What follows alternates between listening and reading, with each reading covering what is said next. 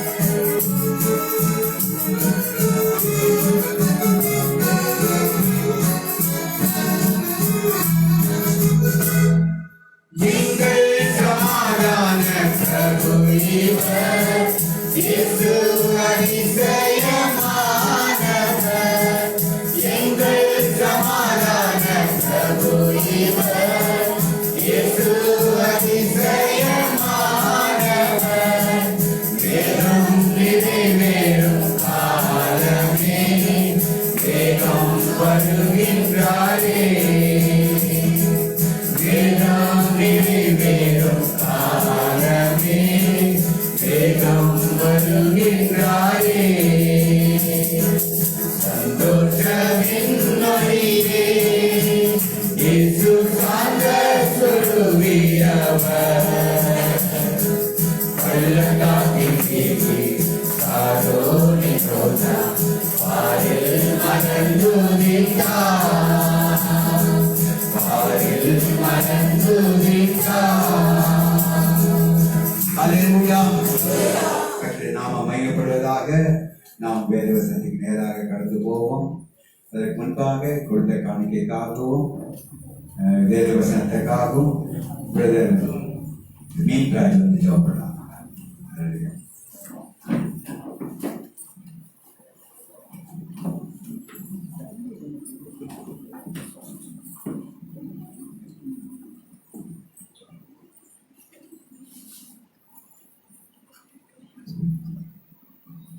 நன்றியோடு துதிக்கிறோம், போற்றுகிறோம் சாமி சபா.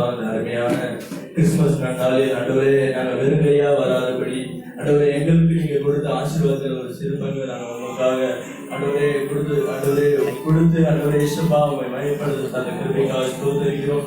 தொடர்ந்து எங்களோடு கூட ஆண்டவரே நீங்க பேசுங்க, உங்களுடைய வார்த்தை எங்களுக்கு கிரியை செய்யட்டும், உங்களுடைய வார்த்தை ஆண்டவரே எங்களுக்கு ஆளுகை செய்யட்டும். ராஜா நீங்க பொறுப்படுத்த விடுங்க, முடிவு வரைக்கும் அவரை நடத்துங்க. இயேசுவின் நாமத்தில் கேட்கிறோம் பிதாவே. ஆமென். ஆமென். Praise the lord. Thank you. God bless you. ஆமென் சொல்ல மாட்டேன். ஆமென். சொல்லி கொடுத்ததா சொல்லணும். ஜெபம் முடிச்சா ஆமென் சொன்னா அவர் சொன்ன ஆசீர்வாதம்லாம் உங்களுக்கு வரணும்.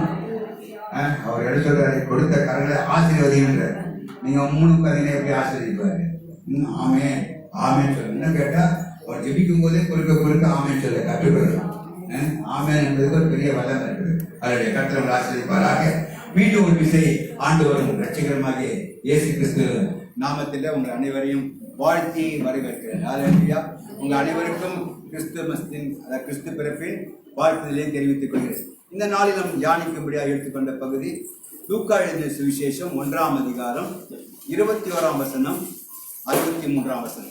இந்த முழுவதும் வசனத்தை இன்றைக்கு தியானிக்க இருக்கிறோம். ஏறக்குறைய 1ஆம் அதிகாரம் 2ஆம் அதிகாரத்தில் 20 உள்ள வசனங்களை தியானிக்க இருக்கிறோம். சில நேரத்தில் ஒரே வசனத்தை கொண்டு நாம் கர்த்தருடைய வார்த்தையை தியானிப்போம். சில நேரத்தில் அநேக வசனங்களை நாம் தியானிக்க வேண்டும். வேத புஸ்தகம் என்பது ஒரு மைக்ரோஸ்கோப், ஒரு டெலிஸ்கோப். சில நேரத்தில் ஒரு சின்ன அணுவை வைத்துக் கொண்டு பெருசாக என்னன்னு கண்டுபிடிப்பாங்க. சில நேரத்தில் வானத்தில் இருக்கிற எல்லா காரியங்களையும் பார்த்து டெலிஸ்கோப்பில் பார்த்து அதை காரியங்களை அறிந்து கொள்வது போல வேத புஸ்தகம் என்பது 2 வகையான காரியங்களை உண்டு. ஒன்று ஒரே வசனத்தில் ஆண்டோட வசனத்தை தியானித்து முடிப்பதும், இன்னொன்று வேத புஸ்தகத்தில் பல இடங்களில் சொல்லப்பட்ட காரியங்களை சொல்லி தியானிப்பதும் அது வேதத்தில் நமக்கு கொடுத்திருக்கிற ஒரு பாக்கியமான காரியம். இன்றைக்கு நம்ம இந்த லூக்காம் அதிகாரம் 1 முதல் அந்த முதல் அதிகாரத்தில் 2ஆம் அதிகாரத்தில் ஆங்காங்கே சில வசனங்களை நம்ம எடுத்து தியானிப்போம், வாசிப்போம். 1ஆம் அதிகாரம் 21ஆம் வசனம். ஜனங்கள் சகரியாவுக்கு காத்திருந்து அவன் தேவாலயத்தில் தாமதத்தினால் ஆச்சரியப்பட்டார்கள். தேவ ஆலயத்தில் தாமதித்ததினால் ஆச்சரியப்பட்டார்கள். 63ஆம் வசனத்தை வாசிப்போம். அவன் எழுத்து பலகையை கேட்டு வாங்கி அவன் சகரியா எழுத்து பலகையை கேட்டு வாங்கி இவன் பேர் யோவான் என்று எழுதினான். எல்லாரும் ஆச்சரியப்பட்டார்கள். ஹல்லேலூயா. இன்றைக்கு ஆண்டவருடைய வார்த்தை தலைப்பு, செய்தியின் தலைப்பு கிறிஸ்து பிறப்பின் ஆச்சரியமான ஆரம்பம். கிறிஸ்து பிறப்பின் ஆரம்பம் இல்ல, கிறிஸ்து பிறப்பின் ஆரம்பமே ஆச்சரியம். ஹல்லேலூயா. ஆண்டவராகிய இயேசு கிறிஸ்து பிறப்பை பற்றி படிக்கும் பொழுது பிறப்பும் பின்பாக அதில் தொடர்ந்து வருகிற காரியங்களும் அற்புதம் மாத்திரம் ஆச்சரியம் அல்ல. ஆண்டவராக இயேசு கிறிஸ்து பிறப்பதற்கு முன்பாகவே ஆச்சரியமான அற்புதமான காரியங்கள் நடந்தது என்று பார்க்கிறோம். இதை டாக்டர் லூக்கா அவர்கள் அழகாக எழுதியிருக்கிறார். அவர் ஒருவர் தான் யோவான் ஸ்நானகனுடைய பிறப்பை பற்றியும் இயேசு கிறிஸ்துவின் பிறப்பை பற்றியும் இணைத்து இந்த காரியங்களை முதல் 2 அதிகாரத்தில், 1ஆம் அதிகாரத்தில் 2ஆம் அதிகாரத்தில் 20 வசனம் வரையுமாய் எழுதியிருக்கிறத பார்க்கிறோம். அப்படி 2 பிறப்பின் பிள்ளைகளை பற்றி எழுதும்போது அவர்களில் காணப்படுகிற ஒற்றுமையையும் வேற்றுமையையும் நாம் அந்த வசனங்களை பார்க்க முடியும். இதை நீங்கள் வீட்டில் சென்று படிக்க வேண்டும். ரெண்டு கப்பிள்ஸ், ஒரு ஓல்டு அதாவது வயதான ஒரு தம்பதியார், இன்னொன்று திருமணத்திற்கென்று நியமிக்கப்பட்ட தம்பதியார்கள் கர்த்தருடைய வாழ்க்கையில ஆண்டவராகிய இயேசு கிறிஸ்து பிறப்பதற்கு முன்பாக நடக்கக்கூடிய அற்புதங்கள், ஒற்றுமைகள், அவைகள் எல்லாவற்றையும் சொல்வதை வேண்டாம். இன்னைக்கு நான் ஒரு செமினார் வச்சாதான் அதை சொல்ல முடியும். ஆகவே நான் சுருக்கமாக சொல்லிக் கொண்டு போகிறேன். நீங்க வீட்டில் போய் இந்த காரியங்களை தியானிக்க வேண்டும் என்று பார்க்கணும். இந்த காரியத்தில் முதலாவதாக அவர் மிக அழகாக தெளிவாக இந்த காரியங்களை நமக்கு எடுத்து வேதாம புஸ்தகத்தில் சமர்த்தி இருக்கிறார். எப்படியெல்லாம் அவருடைய பிறப்பு இருந்தது என்று சொல்லி. அது மாத்திரமல்ல, அந்த வசனங்கள் 1ஆம் அதிகாரம் 5 முதல் 2ஆம் அதிகாரம் 20ஆம் வசனத்தில் வரை எழுதப்பட்டிருக்கிறதை பார்க்கிறோம். இவைகள் எல்லாம் சாதாரணமாக இந்த உலக பிரகாரமாக கதைகள்லாம் இருக்கு. ஒரு ஊரில் ஒரு ராஜா இருந்தாரு, இல்லை ஒரு மனுஷன் இருந்தா, அவனுக்கு ஒரு மனைவி இருந்தா, அவனுக்கு ஒரு பிள்ளை இருந்தான்னு சொல்லி பேரு ஊரு ஒண்ணுமே இருக்காது. ஆனா வேத புஸ்தகம் அப்படி அல்ல. திட்டவட்டமாக எந்த இடத்துல எந்த நாளில யாருக்கு எப்படிப்பட்ட காரியங்கள் இருந்தது என்று சொல்லி, இது ஒரு பொழுதுபோக்கு கதையாக அல்லாமல் உண்மையாகவே சரித்திர சம்பவமாகவே யோவான் அதை நமக்கு எடுத்து காட்டியிருக்கிறார். நீங்க 4வது வசனத்தை வாசித்து தொடங்க இருப்பீங்களானால் அது சொல்லப்பட்டிருக்கிறது, யூதேயாவின் தேசத்தின் ராஜாவாகிய ஏரோதின் நாட்களில் என்று இந்த சம்பவமானது ஆரம்பிக்கிறத பார்க்கிறோம். ஆகவே அவைகள் எல்லாம் அதை தொடர்ந்து மிக அழகாக தெளிவாக அழகாக சமர்த்திருக்கிறத பார்க்கிறோம். அப்படி அவர் எழுதும்போது 2 விதமான தம்பதிகளை பற்றி எழுதுகிறார். ஒன்று வயது சென்ற தம்பதிகள், சகரியாவும் எலிசபெத்தும். இன்னொன்று திருமணத்திற்கு என்று நியமிக்கப்பட்டிருக்கிற தம்பதியார் யோசேப்பும் மரியாதை பற்றியும் சொல்லப்படுகிறத பார்ப்போம். இந்த 2 பேருடைய வாழ்க்கையில அவங்களுக்கு பிறக்கக்கூடிய 2 பிள்ளைகளை பற்றியும் அந்த பிள்ளைகளை குறித்ததான ஆச்சரியமான காரியங்கள் எல்லாம் எழுதுனால்தான் சொன்ன இந்த தலைப்பு வந்தானது கிறிஸ்து பிறப்பின் முன்பாக ஏற்பட்ட அற்புதங்கள், ஆச்சரியங்கள் என்று சொல்லி இதை நாம் தியானிக்க வேண்டும். ஆண்டவராக இயேசு கிறிஸ்து இந்த உலகத்துக்கு வருவதற்கு முன்பாகவே அற்புதங்களுக்கு ஒரு அடையாளமாக திகழ்ந்தார் என்று பார்க்கிறோம். அநேகர் இந்த உலகத்துல வருவாங்க, வேதத்தை அநேகரை பார்க்கிறோம், ஆண்டவருடைய அபிஷேகத்தை பெற்றுக்கொள்வார்கள், அற்புத அடையாளங்களை அவங்க வாழ்க்கையில பார்க்க முடியும். ஆனா ஆண்டவராக இயேசு கிறிஸ்து இந்த உலகத்தை அற்புதமாக சிருஷ்டித்து அதன் சிருஷ்டிப்பின் மூலியமாகவே அவர் அற்புதர் என்றும், அந்த சிருஷ்டிப்பின் படைப்புகளை எல்லாம் அவர் பராமரித்து வந்ததுனால அவர் எப்படிப்பட்ட அற்புதர் என்பதை உணர்ந்து கொண்டிருக்கிறோம். ஆனால் அதை வெளிப்படுத்தும்படியாக அவர் ஒரு தவ புதல்வனாக இந்த பூலோகத்துல வந்து இப்படிப்பட்ட காரியங்களை அவர் செய்தார் என்று பார்க்கிறோம். நவீன காலத்தை படிப்பாளர்கள் இப்ப படிக்கிறவங்க எல்லாம் இதெல்லாம் இந்த வேத புத்தகத்தை படிப்பார்கள். ஆனால் இதெல்லாம் தேவையில்லாத ஒரு அர்த்தமில்லாத விளக்கங்கள் எல்லாம் எழுதியிருக்கிறாங்களே. இயேசு கிறிஸ்து பிறந்தான்னு எழுதா போதாதா? அதற்கு முன்பாக இப்படிப்பட்ட காரியங்கள் எல்லாம் எழுத வேண்டுமா? நிறைய தேவையற்ற காரியங்கள் எல்லாம் எழுதப்பட்டிருக்கிறது என்று நினைப்பார். ஆனால் வேத புஸ்தகத்தை நாம் ஆராய்ந்து படிக்கும் பொழுது ஒவ்வொன்றிலும் ஆண்டவர் ஒரு ஆழமான கருத்தை வைத்திருக்கிறார், ஒவ்வொன்றிலும் ஒரு சத்தியத்தை வைத்திருக்கிறார், ஒவ்வொன்றிலும் நாம் கற்றுக்கொள்ளக்கூடிய பாடங்களை வைத்திருக்கிறார். ஏதோ பொழுதுபோக்குவதற்காக மாத்திரமல்ல, வாழ்க்கையினுடைய எல்லா சூழ்நிலையிலும் நாம் பயனடையும்படியாக கர்த்தர் இப்படிப்பட்ட காரியங்களை வைத்திருக்கிறார் என்று பார்க்கிறோம். அப்படி பார்க்கும் பொழுது முதலாவதாக சொல்லப்பட்ட சம்பவமானது இந்த 5ஆம் வசனத்திலிருந்து படிக்கும்போது நாம் பார்க்கிறோம், சகரியா என்று சொல்லப்படுகிற ஒரு ஆசாரியனுடைய சரித்திரத்தை பார்க்கிறோம். இந்த சகரியா என்பவன் பார்க்கிற வசனம் 9ஆம் வசனம் இப்படியாக சொல்கிறது, ஆசாரிய ஊழிய முறைமையின்படி அவன் தேவாலயத்துக்குள் பிரவேசித்து தூபம் காட்டுகிறதுக்கு சீட்டை பெற்றான் என்று சொல்லும். அதாவது ஊழியம் செய்வதற்கு அவன் ஒரு சீட்டை பெற்றான் என்று அர்த்தம். இப்பொழுது ஊழியம் செய்வதை போல யார் நினைச்சாலும் அந்த நாட்களில் ஊழியம் செய்ய முடியாது. ஊழியம் செய்வதற்கென்று ஒரு குறிப்பிட்ட சமுதாயத்தினர் கோத்திரம் மக்கள் மாத்திரமே அந்த ஊழியத்தை செய்ய முடியும். அப்படி செய்கிறவர்களும் சீட்டு பெற வேண்டும், விசேஷித்த அபிஷேகத்தை பெற்றிருக்க வேண்டும், தேவனால் முன்குறிக்கப்பட்டிருக்கிறோம். யூதேயா தேசத்திலே ஏறக்குறைய 18,000 ஆசாரியர்கள் இருந்தார்கள் சொல்லப்படுது. அத்தனை பேரும் ஊழியம் செய்ய முடியாது, செய்வதற்கு வாழ்நாள் எல்லாம் காத்து கொண்டிருக்கிறாங்க. ஆகவே இந்த ஊழியம் என்பது எப்படிப்பட்ட அருமையான காரியம், விசேஷித்த காரியம் என்று வேதத்தில் முதலாவது அறிந்து கொள்ள வேண்டும். ஊழியம் என்று சொல்லும் போது ஏதோ வேதாம கல்லூரியில படித்து விட்டு மாத்திரம் வந்தா போதாது, ஏதோ பாஸ்டர் பிள்ளையா இருந்தா மாத்திரம் ஊழியம் செய்ய முடியாது, பாஸ்டருக்கு நெருக்கமா இருக்கிறவங்க மாத்திரம் ஊழியம் செய்ய முடியாது. மாறாக ஆண்டவரால் நியமிக்கப்பட்டிருக்க வேண்டும், ஒரு விசேஷித்த அபிஷேகத்தை பெற்றிருக்க வேண்டும். அதற்காக அவர்கள் ஏங்க வேண்டும். அந்த நாட்களிலே ஒவ்வொரு ஆண்டும் யூதர்கள் எருசலேமை நோக்கி போவாங்க. இந்த ஆசாரியர்கள் என்று சொல்லுவாங்க, எருசலேமை நோக்கி போவார்கள். எதற்கென்று கேட்டால் அந்த ஆண்டு முழுவதும் அவர்கள் ஊழியம் செய்வதற்கு அங்கு சீட்டு போட்டு முறைமைகளை குறிப்பார்கள், யார் யாருக்கு எந்த நாட்களிலே என்று சொல்லி. அப்படி தேர்ந்தெடுக்கப்படுகிறவர்கள் ஒரு முறை தேர்ந்தெடுக்கப்படுவார்கள். வருஷத்துக்கு 2 முறை அவர்கள் 2 வாரங்கள் தேவ சமூகத்திலிருந்து ஊழியம் செய்ய முடியும், தூபம் காட்ட முடியும். அப்படி காட்டுகிறவர்கள் வாழ்க்கை மிகுந்த பாக்கியம் உள்ளது என்றும், அப்படிப்பட்ட சேவைக்காக காத்து கொண்டிருப்பார்கள் என்றும் வேதாகம் வல்லுநர்கள் இந்த சம்பவங்களை பற்றி எழுதியிருக்கிறத பார்க்கணும். அப்படிதான் இந்த சகரியா என்பவனும் அவனுக்கு சீட்டை பெற்றான் என்று சொல்லப்படுது. அப்படின்னு சொன்னால் அவன் ஒரு பாக்கியமான மனுஷன். அவனை பற்றி சொல்லும் பொழுது அவன் எப்படிப்பட்ட கிறிஸ்தவ வாழ்க்கையை வாழ்ந்தான் என்று பார்க்கிறோம். அப்படி காட்டும் பொழுது அவன் அந்த 2 வாரங்கள், வருஷத்துல 2 வாரங்கள் 2 தனித்தனியாக செய்வார்கள்.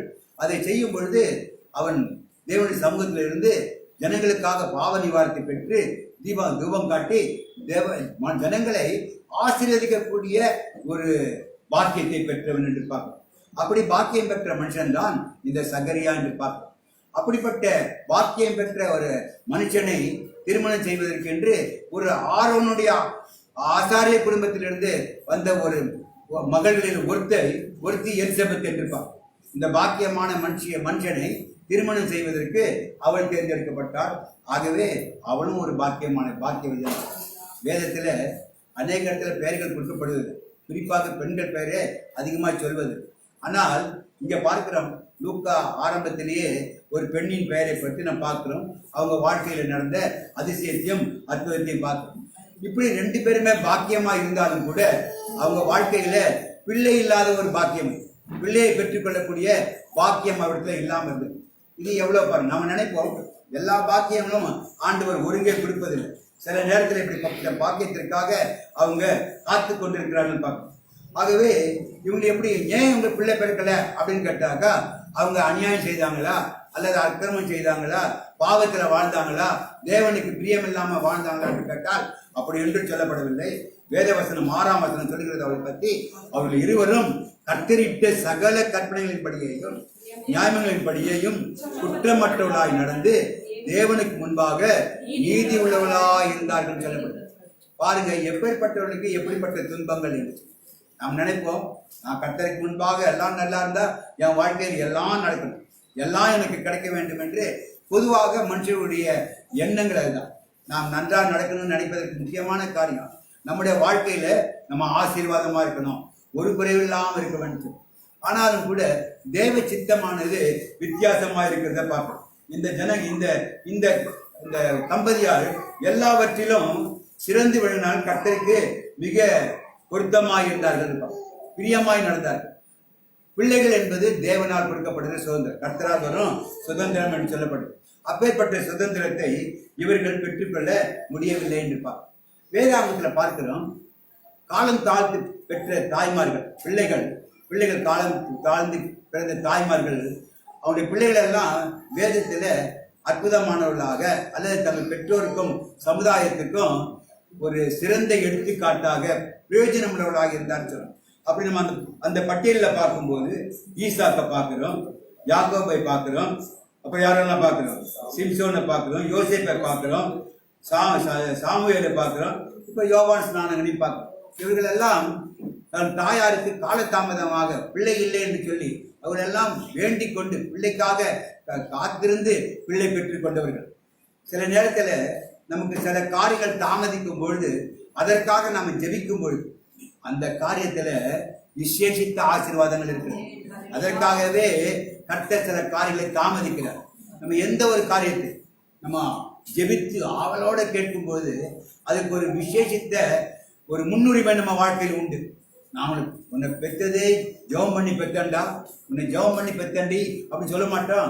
அது மாதிரி எந்த ஒரு காரியத்தை, ஒரு வேலையாக இருக்கட்டும், ஒரு தொழிலாக இருக்கட்டும், ஒரு வீடாக இருக்கட்டும், எந்த ஒரு காரியத்தையுமே நாம் ஜெபம் பண்ணி கொஞ்ச நாள் கால தாமதமாகும் போது நாம் சோர்வடையக்கூடாது.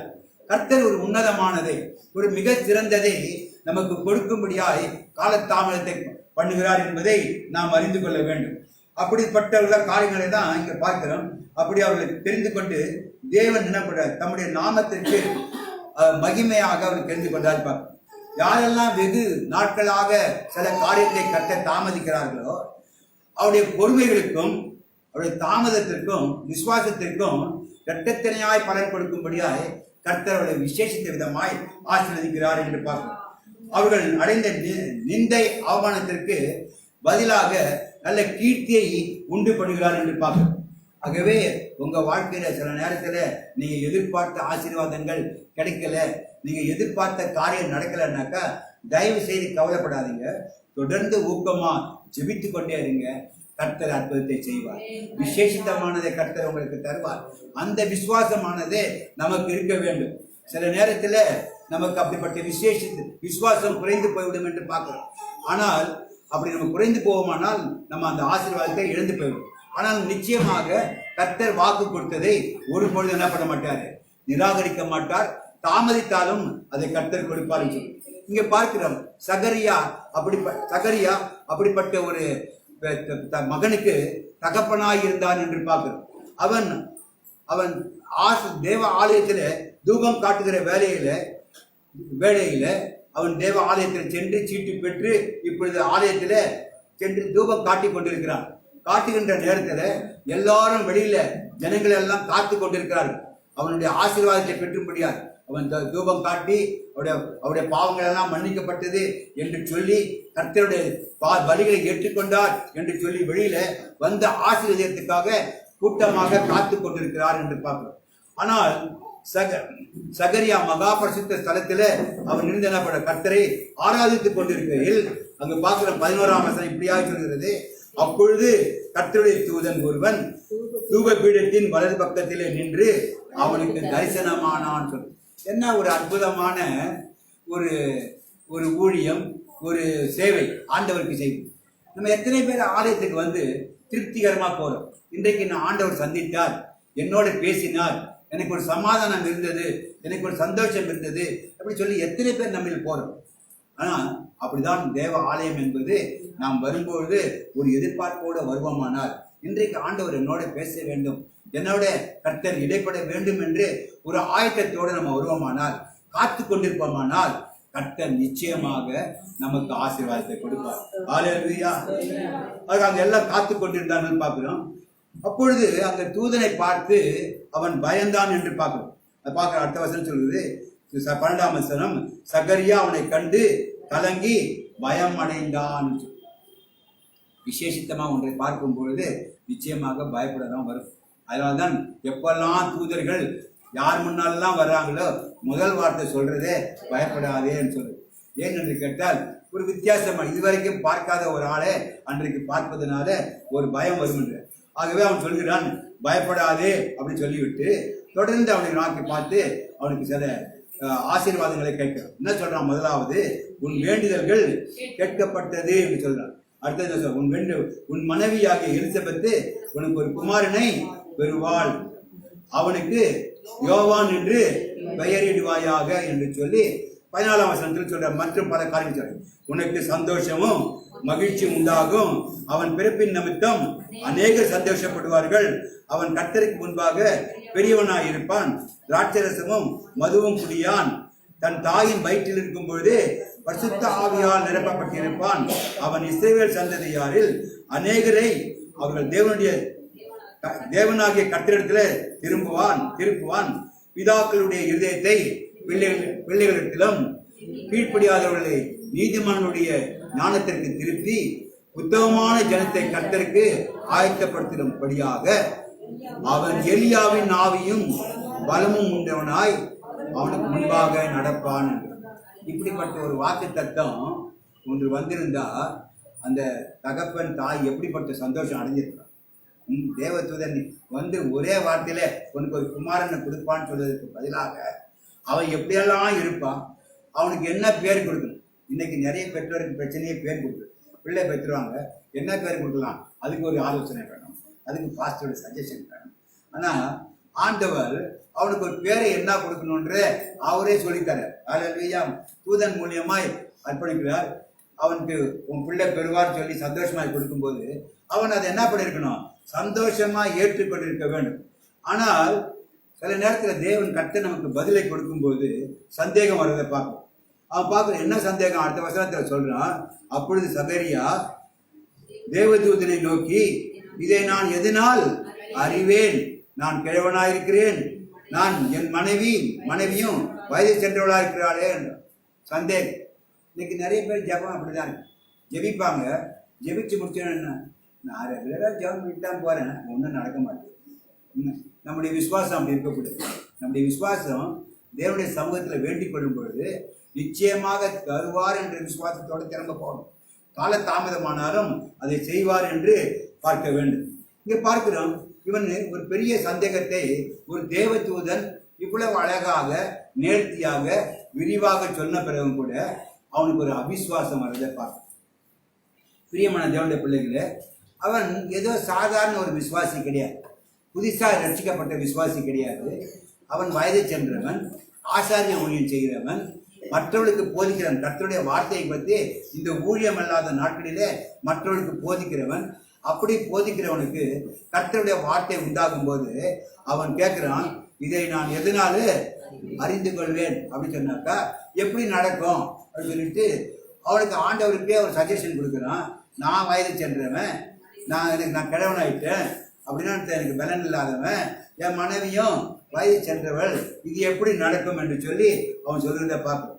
பிரியமான தேவனுடைய பிள்ளைகளே, அவன் அது மாத்திரமல்ல, அவனை பற்றி சொல்லும் போது அவன் குற்றமற்றவர்களாக இருந்தார்கள், தேவனுடைய கற்பனைகளை எல்லாம் கை கொண்டார்கள் என்று சொல்லப்பட்டிருக்கிறது. ஒருவேளை ஒரு பாவியா இருக்கிற மனுஷன் கர்த்தருடைய சமூகத்துல நாம் அவர் எதிர்பார்க்கிற அளவுக்கு பரிசுத்தம் இல்லை என்று ஒரு வேளை நாம் நினைத்து அந்த அப்படிப்பட்ட மனுஷனுக்கு கர்த்தர் ஜெபத்தை கேட்டு பதில் கொடுப்பாரானால் அவன் ஒருவேளை சந்தேகப்பட்டிருந்தானாக்கா அர்த்தம் இருக்குது. இவன் பரிசுத்தமாய் இருந்தான், தேவனுக்கு பிரியமாய் நடந்த கற்பனைகள் எல்லாம் கை கொண்டான் என்று பார்க்கிறோம். ஆனாலும் கூட அவனுடைய அந்த அந்த அந்த சத்தத்தை கேட்ட பிறகு, அந்த தீர்க்க தரிசனத்தை கேட்ட பிறகு அவனுக்கு ஒரு சந்தேகம் வந்து விட்டது என்று பார்க்கிறோம். இதனால் என்ன ஆயிட்டு, அதனால் என்ன பண்றான், அவன் இது நம்ம கேட்கறதுக்கு ஒரு ஆச்சரியமா இருக்கு. என்ன, இப்படிப்பட்ட ஒரு மனுஷனுக்கு கர்த்தர் தயை பண்ணும் போது, ஜபத்தை கேட்கும் போது அவனுக்கு கூட சந்தேகம் வருது. நம்ம எத்தனை பேர் ஜெபிச்சுட்டு ஏதாவது காரணம் சொன்னா கர்த்தர் என் ஜபத்தை கேட்டார், எனக்கு ஜபத்தை கேட்டார் அப்படின்னு சொல்றோம். பிரியமான தேவனுடைய பிள்ளைகளே, இதை நம்ம அதிசயப்படுவதற்கு ஒன்றுமில்லை. கர்த்தர் நம்ம ஜபத்தை கேட்பது உண்மைதான், ஆனால் அதற்கு சாட்சியாக இருக்க வேண்டும் தான். அதே நேரத்தில் ஏதோ உங்க ஜபத்தையே கேட்காத மாதிரி, உங்க ஜபத்தை தான் அபூர்வமா கேட்டது மாதிரி நாம் ஒருபோதும் நடந்து கொள்ளக்கூடாது. நமக்கு எப்பொழுதும் கர்த்தர் ஜபத்தை கேட்கும் போதும் விசுவாசம் இருக்க வேண்டும், பதில் கிடைத்த பிறகும் அதே விசுவாசம் இருக்க வேண்டும். நமக்கு பூரிப்பு இருக்கலாம், சந்தோஷம் இருக்கலாம், ஆனால் அதை ஒரு சந்தேகமாக ஒரு காரியத்தை சொல்லக்கூடாது. என் ஜபத்தை கர்த்தர் கேட்டார், என் ஜபத்தை கர்த்தர் கேட்டார். சொல்ல வேண்டிய சாட்சி சொல்லணும். கர்த்தர் நான் ஜெபித்தேன், என் ஜெபத்தை கேட்டார். ஏன் என்று கேட்டால் அது மற்றவர்களுக்கு ஜெபிப்பதற்கு, அது ஊக்கமாக இருப்பதற்கு உதவி செய்கிறது என்று பார்க்கிறோம். இங்க பார்க்கிறோம், அங்கே அவன் ஒரு சாதாரண நாத்திகன் அல்ல, அவன் ஒரு நல்ல விசுவாசி, எல்லாவற்றுக்கும் மேலாக ஒரு நல்ல ஆசாரியனாக இருந்தான்னு பார்க்கிறோம். எல்லா ஜனங்களுக்கு போதிக்கிறவன் என்று பார்க்கிறோம். அது சகரியா தூதன்மாக சொன்னதை நம்பல. கர்த்தரை அவனுக்கு ஒரு பிள்ளையை கொடுப்பார் என்று விசுவாசியாக இருந்தானாக்கா அவன் ஏன் ஜெபிச்சான்னு தெரியும். நமக்கு ஒருவேளை கர்த்தர் கொடுக்க மாட்டேன், கொடுக்குறாரா அப்படின்னு நினைச்சாக்கா ஜெபித்திருக்க வேண்டியது. சில நேரத்தில் நம்ம பதில் சொல்றது என்னன்னு கேட்டா, இப்படி சொல்லும் போது நீங்க ஜெபிச்சதே அதிசயமா இருக்கு. இங்க பார்க்கிறோம், அவன் ஜெபித்தான், கர்த்தர் கொடுத்தார். அது என்ன நினைக்கிறோம், என் ஜெபத்துக்கு பதில் கொடுத்தாருன்னு நினைக்கிறான். ஆனால் அவன் ஒருவேளை அவன் நினைச்சிருக்கலாம், ரொம்ப நாளா நம்ம ஜெபிச்சு இப்போ வயசாயிடுச்சு, இனிமேல் எனக்கு நடக்காது என்று சொல்லி ஒரு அவிசுவாசத்தின் சூழ்நிலைக்கு வந்திருக்கலாம். அப்படி நம்மள எத்தனை பேர் இருக்கீங்க, நீங்க இத்தனை நாளாக ஜெபித்து நான் இனிமேல் ஜெபிக்க போறது இல்லைங்க, நான் விட்டுட்டேன்னு சொன்னீங்களாண்டோ கர்த்தர் நிச்சயமாக அந்த காரியத்தை செய்வார். இன்றைக்கு இந்த கிறிஸ்துமஸ் நாளிலே கர்த்தர் இயேசு பிறப்பதற்கு முன்பாக நடந்த சம்பவத்தின் மூலியமாக நாம் கற்றுக்கொள்ளக்கூடிய காரியம் என்னவென்று கேட்டால், நீங்க ஜெபித்து கால தாமதமானாலும் கூட கர்த்தர் உங்களுடைய ஜெபத்திற்கு பதில் கொடுப்பார். ஆமென். ஹல்லேலூயா.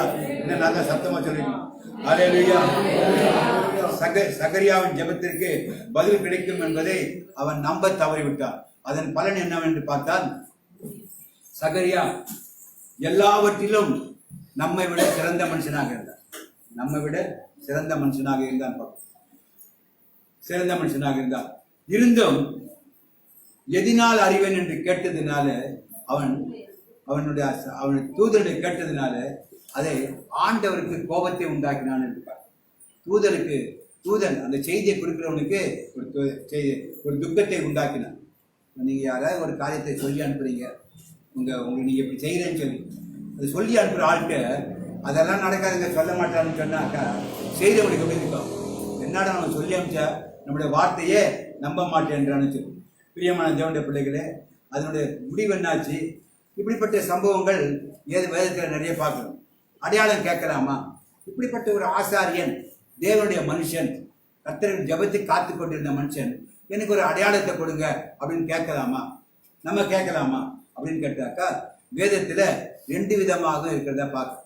நம்ம அடையாளத்துல கேட்கலாமா, கேட்கக்கூடாது. ஒரு சம்பவத்தை பார்ப்போம். ஏசியா 7வது அதிகாரத்தில் நீங்கள் படித்து பார்க்கலானால் அங்க ஆகாஸ் என்ற யூதா ராஜா ஒருவன் இருக்கிறான். அவனுக்கு விரோதமாக இஸ்ரேலும் சிரியா ராஜாக்களும் அவனுக்கு விரோதமாக படையெடுத்து வருகிறார்கள். அப்பொழுது ஏசியா தீர்க்கதரிசி அவனிடத்துல போய் கர்த்தர் இந்த காத்துக் கொள்வார் என்று சொல்றான். அவன் சொல்லும் பொழுது அவன் சொல்றான், காத்துக்கொள்வார், இதை நீ அறிந்து கொள்ள வேண்டுமானால் ஆண்டவரத்துல ஒரு அடையாளத்தை கேளு அப்படின்னு.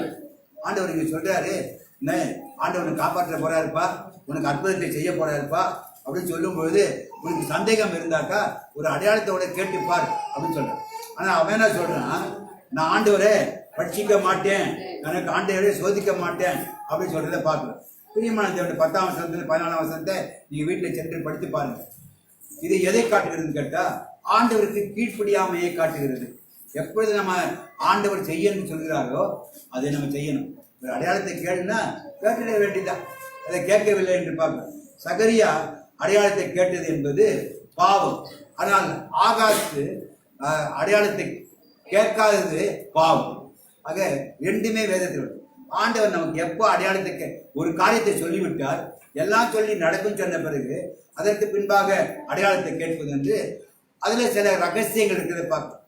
ஆதியாகமத்தில் நம்ம பார்க்கிறோம். ஆபிரகாம் 15ஆம் அதிகாரத்தில் பார்க்கும் பொழுது அவன் பிள்ளைகளாவது அநேக நாளாக இருந்தார். கர்த்தர் அழைக்கும் போது ஒரு பெரிய தீர்க்க தரிசனத்தோட ஒரு வாக்குத்தத்தத்தோடு அழைக்கிறார். உனக்கு வானத்தின் நட்சத்திரங்களை போல சந்ததியை கொடுப்பேன், உன் நட்சத்திரங்கள் உன் சந்ததி மனத்தினையாய் பெருகி இருக்கும், உன் சந்ததி உலகத்துல ஆசிரியக்கப்பட்டிருப்பார்னு சொல்லி அழைக்கிறான். அவன் அநேக வருஷங்களாக காத்து கொண்டிருக்கான். அப்பொழுது மீண்டுமாய் ஆண்டவர் இந்த 15ஆம் அதிகாரத்தில் சொல்லும் பொழுது அவன் ஆண்டவர்கிட்ட கேட்கிறான், ஆண்டவரே இதற்கு அடையாளம் ஏதாவது உண்டு? அதற்கு ஆண்டவர் பின்பாக நீங்க படிச்சு பார்த்தீங்கன்னா ஆண்டவர் அந்த சந்ததி எப்படி இருக்கும், அவங்க என்னன்னா எப்படிப்பட்ட வாழ்க்கையெல்லாம் அனுபவிப்பார்கள், அவர் எத்தனை வருஷம் அடிமையா இருப்பார்கள் என்று சொல்லி விலாவாரியாக ஆண்டவர் அவனுக்கு பதில் கொடுக்கிறத பார்க்க. ஏன் கொடுத்தார் என்று கேட்டால் அவன் முதலாவது ஆண்டவர் வார்த்தையை விசுவாசத்தை காத்திருந்தான். காத்திருந்த பிறகு அவன் தேவனுடைய அடையாளத்தை கேட்டான். பிரியமான தேவனுடைய பிள்ளைகளே, இங்க இவன் காத்திருந்தான், ஆனால் விசுவாசத்தை விட்டு விட்டான். ஆபிரகாமுக்கு இப்படிப்பட்ட ஒரு சோதனை வந்தது என்று பார்க்கிறோம். விசுவாசத்துல சில நேரத்தில் பிரச்சனைகள் வரும் என்று பார்க்கிறோம். அப்படிப்பட்ட வரும்போது நாம் கர்த்தரை உறுதியாக பற்றி கொள்ள வேண்டும், சூழ்நிலைகளை பார்க்க வேண்டும், வேதாகத்தின் அடிப்படையில நாம் செல்ல வேண்டும். இன்னொரு புதிய ஏற்பாட்டில் இன்னொரு சம்பவத்தையும் பார்க்கிறோம். 4ஆம் அதிகாரத்துல 47 to 53 வரைக்கும் படிக்கும்போது அங்கு பார்க்கிறோம், ஒரு ராஜாவுடைய அலுவலகத்தில் வேலை செய்கிற ஒரு மனுஷனுடைய மகன், அவன் வியாதியா இருக்கிறான். இயேசுவிடத்துல வந்து, ஆண்டவரே நீங்க என்ன பண்ண மகனை குணப்படுத்த வேண்டும் சொல்றாரு. அதுக்கு ஆண்டவர் சொல்றாரு, நீங்கெல்லாம் அடையாளத்தையும் அற்புதத்தையும் பார்க்காட்டாக்கா என்ன பண்ண மாட்டீங்க, விசுவாசிக்க மாட்டீங்க. போறதுக்கு என்ன பண்றாரு, அவர் மறுத்து விட்டார்.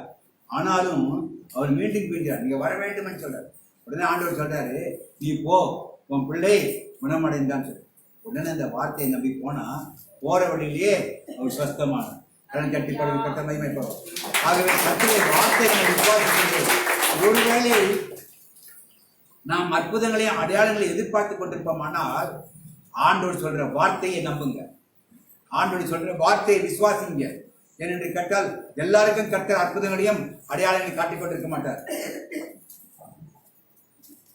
ஆண்டவருடைய வார்த்தையை விசுவாசிக்க வேண்டும். ஆண்டவர் யாருக்கு அற்புதங்களை அடையாளங்களை காட்டுவார் சொன்னால் அவிசுவாசிகளுக்கு அற்புதங்களை அடையாளம் காட்டுவார்.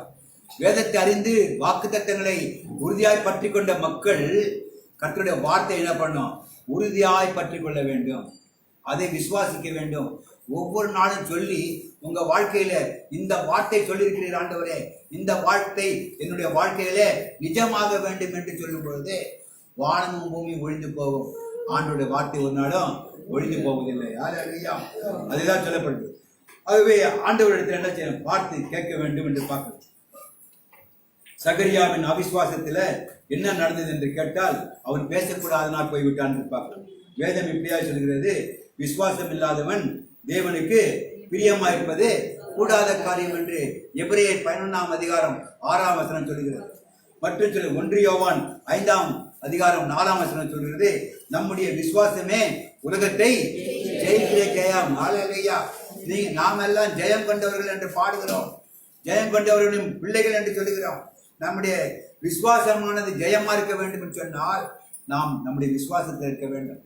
மற்றவர்கள் விசுவாசம் அல்ல, பாஸ்டருடைய விசுவாசத்தை நம்பி அல்ல, அல்லது வேற யாராவது சொல்லுகிற வார்த்தை தீர்க்கதரிசியை தேடி அல்ல, நம்முடைய விசுவாசத்தை போல்.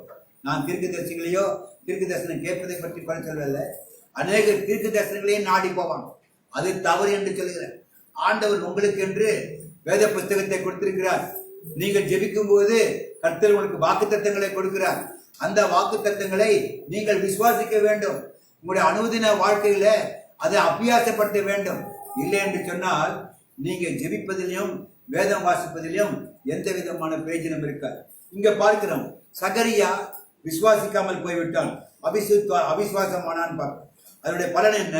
20ஆம் வசனம் சொல்கிறது, இதோ தகுந்த காலத்திலே நிறைவேறப் போகிற என் வார்த்தைகளை நீ விசுவாசியாதபடியினால் இவைகள் சம்பவிக்கும் நாள் மட்டும் நீ பேசக்கூடாமல் ஊமையாயிருப்பாய் என்று சொல்லி. எவ்வளவு பெரிய கஷ்டப்பா. விசுவாசிக்கலன்னாக்கா ஆண்டவர் அவனுக்கு அங்க ஒரு பனிஷ்மெண்ட்டை கொடுக்குறார், தண்டனையை கொடுக்குறார். என்ன, நீ இந்த காலம்னா நிறைய வர்றதுக்கு என்ன பண்ண முடியாது, பேச முடியாது என்று சொல்லி. பிரியமான தேவனுடைய பிள்ளைகளே, அவன் இப்படி எங்க இருக்கிறான்? தேவ சமூகத்தில் இருக்கிறான். வெளியில வந்து ஜனங்களுக்கு ஆசீர்வாதம் கொடுக்கணும், என்ன பண்ண முடியல, பேச முடியல. இப்ப அவன் ஆசீர்வாதம் கொடுக்க முடியாதவங்க ஆகிட்டான். எப்பெல்லாம் ஒரு மனுஷன், குறிப்பாக போதகர்கள், ஊழியர்கள், ஆண்டவருடைய வார்த்தை விசுவாசித்து வாழாதவர்கள் கொடுக்கிற ஆசீர்வாதம் ஒரு நாளும் பலிக்க, அந்த ஆசீர்வாதத்துக்கு எந்த பலனும் இருக்காது. எந்த ஊழியக்காரனா இருந்தாலும் அவன் விசுவாசத்துல வாழக்கூடிய கற்றுக்கொள்ள வேண்டும். அவன் தான் விசுவாசத்தை போதிக்க முடியும். தான் விசுவாசம் இல்லாம அவன் தன்னை நம்பிக்கொண்டு தன்னுடைய ஆதாரங்களை நம்பிக்கொண்டு நான் ஊழியம் செய்வேன்னு சொன்னாக்கா அப்படிப்பட்ட கொடுக்கிறவன் ஆசீர்வாதம் ஒரு பொழுதும் ஆசீர்வாதமாக இருக்காது. அதை வெளிப்படுத்துவதற்காகவே இங்க பார்க்கிறோம், சகரியாவுடைய வாய்கள் கட்டப்பட்டு விட்டது. இப்பொழுது அவன் வந்து என்ன பண்ண முடியல, காத்து கொண்டிருக்கிற மக்களுக்கு தேவனுடைய ஆசீர்வாதத்தை என்ன பண்ணல, கொடுக்க முடியல. பிரியமான தேவனுடைய பிள்ளைகளே, அவிசுவாசம் என்பது சாதாரண காரியம். ஆண்டவருக்கு பிரியமில்லாத ஒரு ஆள், நரகத்துல போடக்கூடிய ஒரு ஆள் யாருன்னு கேட்டா அவிசுவாசிகள். நீங்க எல்லாம் தேவனுடைய ஆலயத்துக்கு வரலாம், கிறிஸ்துவ பேரை வைத்துக் கொள்ளலாம், வேட்டையெல்லாம் கட்டிக்கொள்ளலாம், எல்லாம் வைத்துக்கொண்டு வேத புத்தகத்தை காலையில மாலையில படிக்கிறேன்னு சொல்லலாம்.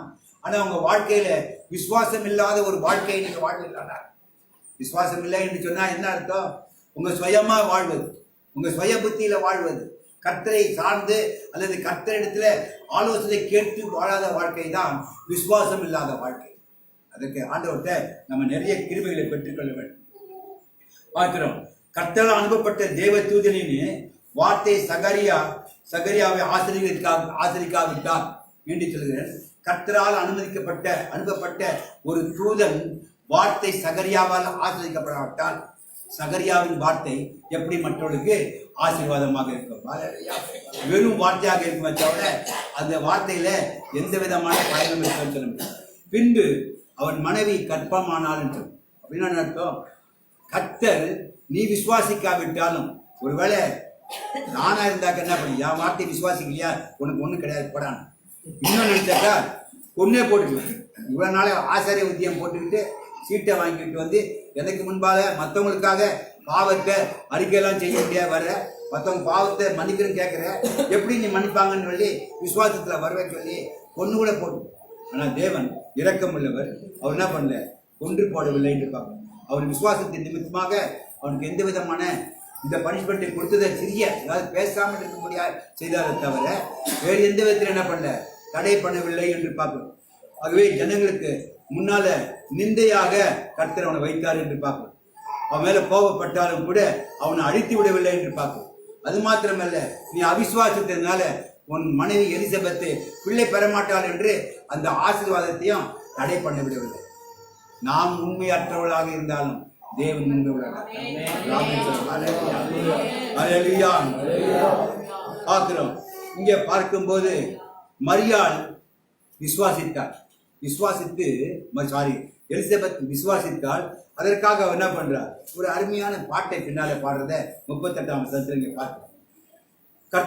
கர்த்தர் தாமதமானது நிரந்தரமாக எடுத்துக்கொள்ளார். கர்த்தருடைய தாமதம் என்ன பண்ணும், தாமதம் அதை நினைவில் நினைச்சுக்கூட தவிர்த்து விட்டார் என்று நினைக்கூட. தாமதம் ஆனாலும் அதை கர்த்தர் செய்வார். கர்த்தர் நிச்சயமாக அந்த காரியத்தை செய்வார் என்று விசுவாசிக்க வேண்டும். நிச்சயமாக வரும். அதைதான் ஆபத்து தீர்க்கதரிசி சொல்லும்போது சொல்றான். 2ஆம் அதிகாரம் 3ஆம் வசனத்துல 2வது பகுதி சொல்றாரு, கர்த்தருடைய வசன தீர்க்க தரிசனங்கள் தாமதித்தாலும் அதற்கு காத்திருன்னு சொல்ற. நீங்க உங்களுக்கு கர்த்தர் என்னென்ன வாக்கு தத்தம் கொடுத்திருக்கிறார், அந்த வாக்கு தத்துவத்தை என்ன பண்ணணும், காத்திருக்க வேண்டும். இந்த கிறிஸ்துமஸ் நாளில், இயேசு கிறிஸ்து பிறந்த நாளில் நாம் கற்றுக்கொள்ள வேண்டியது கர்த்தருக்கு காத்திருக்க வேண்டும்.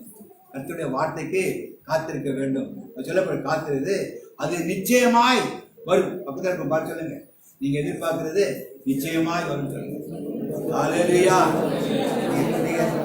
இந்த நிச்சயம் நமக்கு இருக்கணும். என்று கேட்டால் அது கர்த்தருடைய வார்த்தை, அது தாமதிப்பதில்லைன்னு சொல்றோம். சகரியா அடையாளம் கேட்டான். கர்த்தர் என்ன அடையாளம் கொடுத்தாரு, நீ ஊமையா இருக்கு. கர்த்தர் அடையாளம் கேட்டா என்ன பண்ணிட்டாரு, நீ ஊமன்னாக்கா என்ன அர்த்தம்னா காதல் கேட்க. நீங்க டம் அண்ட் டஃப்னு சொல்லுவாங்க. ஏன்னு கேட்டா எப்போ ஊமையால ஒருத்தன் பாதிக்கப்படுகிறான நேச்சுரலாகவே அவனுக்கு காதும் நம்ம கேட்காம போய்விடுன்னு பார்க்கணும். அடையாளங்கள் அதுக்கு அடையாளமாகவே கர்த்தர் கொடுத்ததுன்னு கேட்டா நீ ஊமையாவே இருன்னு சொன்னார்.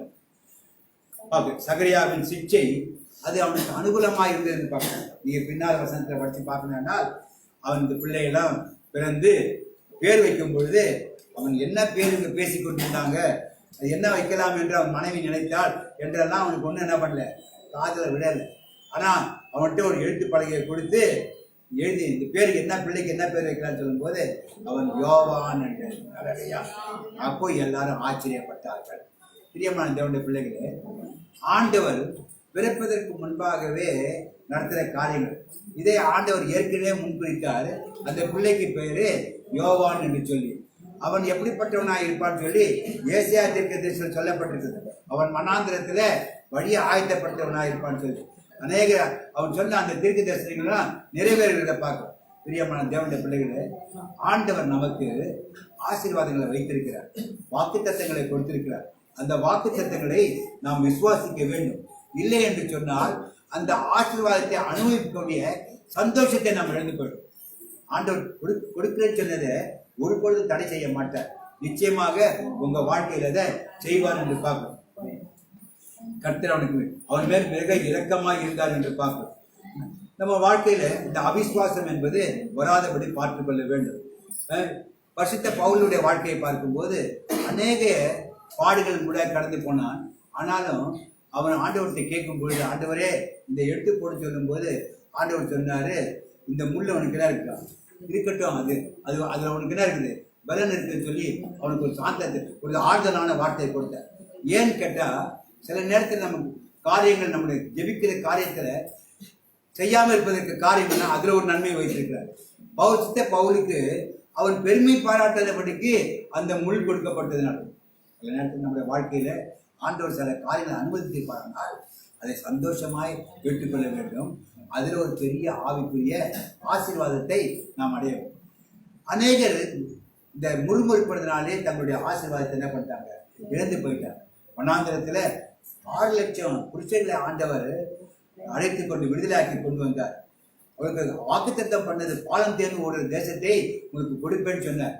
சொன்ன தேவன் அவருக்கு கற்றுக் கொடுக்க வேண்டிய தேசத்தை, அந்த பாலும் தேனும் அனுபவிக்கக்கூடிய ஆசீர்வாதத்தை, அந்த நல்ல தேசத்தை அனுபவிக்க வேண்டும் சொன்னா கர்த்தருடைய வார்த்தைக்கு கீழ்ப்படிய வேண்டும், கர்த்தருடைய வார்த்தையில நிலைத்திருக்க வேண்டும், விசுவாசிக்க வேண்டும் என்பதை அறிந்து கொள்ள வேண்டும் சொல்லி ஒரு பாடத்தில் ஒரு வனாந்திரத்தின் வழியாக ஒரு பாடத்தை கற்றுத்தருகிறார். கிறிஸ்துவ வாழ்க்கையும் வனாந்திரம் இல்லாத கிறிஸ்துவ வாழ்க்கையே கிடையாது. நம்முடைய வாழ்க்கை எப்பொழுது பாவத்திலிருந்து நாம் விடுதலை பெறுகிறோமோ அடுத்து ஆரம்பம் எங்கன்னு கேட்டாக்கா செங்கடலை கடந்து, அதாவது நீங்க மீண்டும் பாவ வாழ்க்கைக்கு திரும்பாதபடிக்கு அந்த கடலை கடந்து வனாந்திரத்தின் வழியாக கடந்து போக வேண்டும். இந்த வனாந்திரத்தின் வழியாக கடந்து போகும் பொழுது கர்த்தர் அனுபவிக்கிற சில சோதனைகளை சகிக்க வேண்டும், அதை சந்தோஷத்தோடு ஏற்றுக்கொள்ள வேண்டும், கர்த்தரை சார்ந்து வாழ வேண்டும். கிறிஸ்துவ ஆகிறது ரொம்ப ஈஸி. கிறிஸ்துவ நான் எல்லாம் பிரசங்க கேட்கறது என்னன்னு கேட்டா, நீங்க கிறிஸ்துவனானாக்கா அப்படி ஆயிடுங்க இப்படி ஆயிடுங்க ஓகோர் ஆயிடுங்க, ஓகோர்லாம் ஆக மாட்டீங்க. எப்படி ஆவாங்கன்னு கேட்டா, கர்த்தரை உங்களை புது சிருஷ்டியாய் மாற்ற வேண்டும் என்று சொல்லி உங்களுக்கு அநேக காரியங்களை கற்றுக் கொடுப்பார். விசுவாசத்தில் நிலைத்திருக்கும்படியாய், அவர் ஒருவரே தேவன் என்பதை புரிந்து கொள்ளும்படியாய் பலவிதமான சோதனைகள் மூலமாக உங்களை கடத்தி செல்வார். அப்படிப்பட்ட நாட்களிலே நாம் முறுமுறுப்போமானால் நம்முடைய அந்த சோதனையானது இன்னும் நீட்டிக்கப்படும், கால தாமதமாகும், நமக்கு கிடைக்கக்கூடிய ஆசீர்வாதங்கள் இன்னும் தள்ளி போய் கொண்டே இருக்கும். நம்ம ஆண்டவரை விசுவாசிக்க கற்றுக் கொடுக்கிறார். அந்த விசுவாசத்தை நாம் சந்தோஷத்தோடு ஏற்றுக்கொள்ள வேண்டும். ஆண்டவரை முழுமனதோட நாம் என்ன செய்யணும், சார்ந்து கொள்ள வேண்டும் என்று பார்க்க வேண்டும். அவர்கள் எல்லாம் அப்படி எல்லாரும் அவங்க கடந்து போகும்போது முறுமுறுத்து காலேபும் யோசுவாவும் தவிர மற்ற யாருமே அந்த தேசத்துக்கு போக முடியும். அப்படி போனவங்க யாரெல்லாம் வனாந்திரத்தில் பிறந்த குழந்தைகள் மாத்திரம்தான் அந்த தேசத்தை சுதந்திரத்துக் கொண்டார்கள் சொல்றாங்க. பிரியமான தேவனுடைய பிள்ளைகளே, நாம் இன்றைக்கு இப்படிப்பட்ட காரியங்களுக்கு தப்பிக்க வேண்டும் என்று சொன்னால் அவிசுவாசத்தை நம்ம என்ன பண்ணோம், விட்டுவிட வேண்டும். நமக்கு வேதத்தில் பார்க்கிறோம், சாத்ராக் மேஷாக் ஆபேத்நேகோ என்ற மக்களை பார்க்கிறோம். அவர் இருந்த சூழ்நிலை என்ன, கண்களுக்கு முன்பாக 7 மடங்கு அக்கினி அவர்களுக்கு முன்பாக இருக்கிறது. ஆனால் அவர் என்ன சொல்றாங்க, ராஜாவை பார்த்து நீங்க வைக்கிற சிலையை நாங்க என்ன பண்ண மாட்டோம், கும்பிட மாட்டோம், விழுந்து வணங்க மாட்டோம், நாங்கள் எங்க ஆண்டவரை தப்புவிக்க வல்லவரா இருக்கிறார், தப்புவிக்காவிட்டாலும் நாங்கள் செய்ய மாட்டோம். பிரியமான தேவனுடைய பிள்ளைகளே, ஆண்டவருடைய பிள்ளைகள் சொல்லுகிற நீங்கள் நானும் இப்படிப்பட்ட விசுவாசம் உடையவளா இருக்க வேண்டும். எப்படி சிங்க கெபிலே தானியேல் கர்த்தர் தூதனை அனுப்பி பாதுகாத்தாரோ அப்படியாய் உங்களுக்கு ஒரு தூதனை கர்த்தர் அனுப்புவார். காத்திருக்கிற எல்லாருக்கும் தூதனுடைய வார்த்தை வரும். அது ஊழியக்காரன் மூலியமா வரலாம், ஒரு புஸ்தகத்தின் மூலியமா வரலாம், நீங்க வேதத்தை வாசிக்கும் போதே கர்த்தர் உங்களுக்கு வெளிப்படுத்தலாம். அது நாம் என்ன செய்ய வேண்டும் கேட்டா, விசுவாசத்துல சிறந்தவர்களா இருக்க வேண்டும். யோபு சொல்றான், என்னை கொன்று போட்டாலும் நான் என்ன பண்ண மாட்டேன், நான் கொன்று போட்டாலும் அவர் மேல் நம்பிக்கையா இருக்க. அவனுடைய உற்றார் நண்பர்கள், ஆறுதல் சொல்ல வந்த நண்பர்கள் அவனுக்கு விரோதமாக நிந்தனையாய் பேசினார். கட்டின மனைவி என்ன சொல்லணும், கவலைப்படாதீங்க நான் இருக்கிறேன் அப்படின்னு சொல்லக்கூடியவர் என்ன சொல்றார், அட போயா என்ன பண்ண, ஆண்டவர் சபிச்சுட்டு செத்து போ அப்படின்னு. இதை விட ஒரு மோசமான சூழ்நிலை வரணும். ஆனாலும் யோபு விசுவாசத்தை போல நாமும் அந்த விசுவாசத்தை பார்த்துக்கொள்ள வேண்டும். பிரியமான தேவனுடைய பிள்ளைகளே, நம்முடைய விசுவாசம் நம்மை பாதுகாக்கும். வேதம் இப்படியா ஒருத்தர் இப்படியா சொன்னாரு, நம்ம இருக்கும் சிறந்ததை அவிசுவாசமானதை அழித்து விடும். உங்கள்கிட்ட நிறைய சிறந்த குணம்லாம் இருக்கலாம், அது அவிசுவாசம் வந்ததுனாக்கா அதை அழித்து விடும். அதே நேரத்தில் நம்ம எல்லா இடத்துல சில மோசமானதை வீக் பாயிண்ட்ஸ், வீக்னஸ் இருக்கும், அது விசுவாசத்தை அது வெற்றி சிறக்க. அல்லேலூயா. இன்றைக்கு நமக்கு கொடுக்குற ஆண்டவருடைய இந்த கிறிஸ்துமஸ் நல்ல செய்தி என்னன்னு கேட்டா, உங்களிடத்துல எவ்வளவு மோசமா இருந்தாலும் பரவாயில்ல, பலவீனம் இருக்கலாம், மோசமான காரியங்கள் சூழ்நிலையில நீங்க இருக்கலாம், ஆனால் விசுவாசிக்கலானால் கர்த்தர் உங்களிடத்திலிருந்து சிறந்ததை கொண்டு வர. எப்படி அந்த சகரியாவும் எலிசபெத்தும் நிந்தனை அவமானம், எப்படிப்பட்ட ஒரு ஆசாரிய குடும்பத்திலிருந்து கர்த்தருக்கு பயந்து வாழ்ந்த ஒரு சூழ்நிலை இருந்த குடும்பம் அவருக்கு வாழ்க்கையில ஒரு நிந்தை ஏற்பட்டதுன்னு பார்க்க. ஒருவேளை நீங்க கூட நீங்க ஜெபிச்சு என் வாழ்க்கையில ஒண்ணுமே இல்லை என்று நினைப்பீர்களானால் இன்றைக்கு உங்களுடைய கர்த்தர் உங்களுடைய நிந்தையை அகற்றும்படியாக கர்த்தர் நமக்கு இந்த சந்தர்ப்பத்தை மீண்டுமாய் சொல்லியிருக்கிறார். எத்தனை பேர் இதை நம்ம படித்திருக்கோம் தெரியாது, படிச்சிருந்தாலும் நம்ம சாதாரணமாக ஒரு கதையை படித்து போயிருப்போம். ஆனால் இது ஒரு பெரிய விசுவாசத்தின் பாடம் நமக்கு கர்த்தர் வைத்திருக்கிறார். நாம் எல்லாம் ஆண்டவர்கிட்ட எப்படிப்பட்ட சூழ்நிலையாக இருந்தாலும், எப்படிப்பட்ட நிந்தையில போயிருந்தாலும், ஒருவேளை உங்கள் பிள்ளையை கொடுத்ததா இருக்கலாம், ஒருவேளை உங்கள் கணவனை கொடுத்ததா இருக்கலாம், ஒருவேளை உங்கள் எதிர்காலத்தை கொடுத்ததா இருக்கலாம், அல்லது உங்கள் வேலை மற்ற காரியங்களை கொடுத்ததா இருக்கலாம். எப்படிப்பட்ட சூழ்நிலையாக இருந்தாலும் சரி, நீங்கள் ஆண்டவரை விசுவாசிக்கும் போது கர்த்தர் உங்கள் வாழ்க்கையில அவர் செய்ய வேண்டும் என்பதை நிச்சயமாய் செய்வார். உங்கள் ஜெபத்திற்கு கர்த்தர் நிச்சயமாய் பதில் தருவார். சோர்ந்து போகாம ஜெபம் செய்யுங்கன்னு சொல்லி லூக்கா 19ஆம் அதிகாரத்தில் வாசிக்கிறத பார்க்கிறோம். பிரியமான தேவனுடைய பிள்ளைகளே, ஜெபத்துக்கு முக்கியத்துவம் கொடுங்க. வேத வசனத்தை வாசிக்கும் போது ஏதோ கதை புஸ்தகத்தை வாசிக்கிற மாதிரி வாசிக்காதீங்க. கர்த்தர் பேசுகிற வார்த்தை, இந்த வார்த்தைகளுக்கு ஆறுதலை கொடுக்கும் என்றால் உடனே எழுதி வைத்து அதை சொல்லி சொல்லி நீங்க ஜெபம் பண்ணுங்க. கர்த்தர் ஏற்ற காலத்தில் கர்த்தர் ஒரு நிமிஷம் தாமதிக்கவும் மாட்டார், முன்னாலும் செய்ய மாட்டார். எதை செய்தாலும் அதை அதன் காலத்தில் நேர்த்தியாய் செய்கிறது. நம்ம எல்லாம் கண்களை மூடி கர்த்தரை நன்றி செலுத்துவோம். நமக்கு எப்படிப்பட்ட ஒரு விசுவாசத்தை கர்த்தர் கொடுக்க முடியாது. நம்ம எல்லாம் ஆண்டவருக்கு வெள்ள கண்களை மூடி நம்ம ஜெபம் பண்ணுவோம். அவிசுவாசம் நமக்கு குறைவுகளை கொண்டு வரும். அவிசுவாசம் நம்ம சோபிக்க முடியாதபடிக்கு, பிரகாசிக்க முடியாதபடி, கர்த்தருடைய நாமத்தை மகிமைப்படுத்த முடியாதபடி, மற்றவர்களை ஆசீர்வதிக்க முடியாதபடி போயிடும். நம்முடைய வாழ்க்கை ஆசீர்வாதமாக இருக்க வேண்டும் சொன்னால் கர்த்தருடைய வார்த்தையை நம்ப வேண்டும்.